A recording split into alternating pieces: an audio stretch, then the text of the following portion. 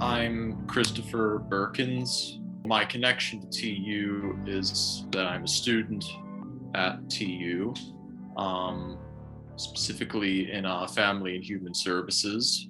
And I've also been active with the Hussman Center over the years as well. Can you tell me a little bit about your experience with music and why that's so important to you? Well, I've been musically active since a young age, since I was roughly 8 years old. When I took up the drums, then I took up some guitar and keyboard, and I've sung in choirs since high school. So for me, it's a hobby that I take really, really seriously.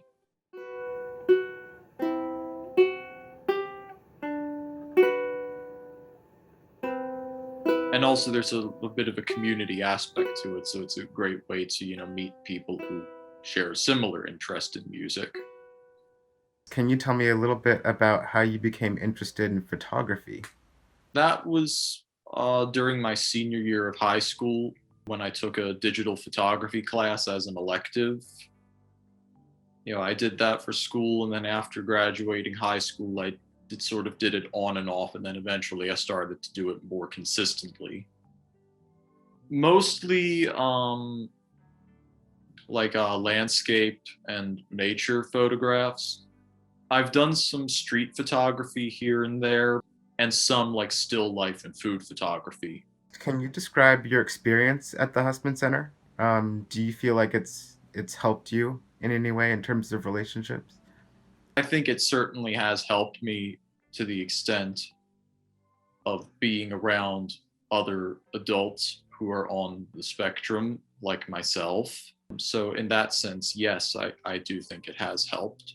What message would you like to emphasize about autism to those who just aren't familiar?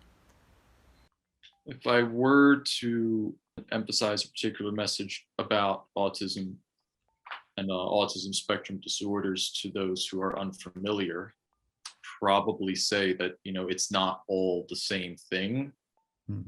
because I'm sure there are some people who probably have this sort of cliche in their mind. Because that's why it's a spectrum. There are different levels of it. So not every person, who has autism or is on the autism spectrum is the same thing, is what I would emphasize.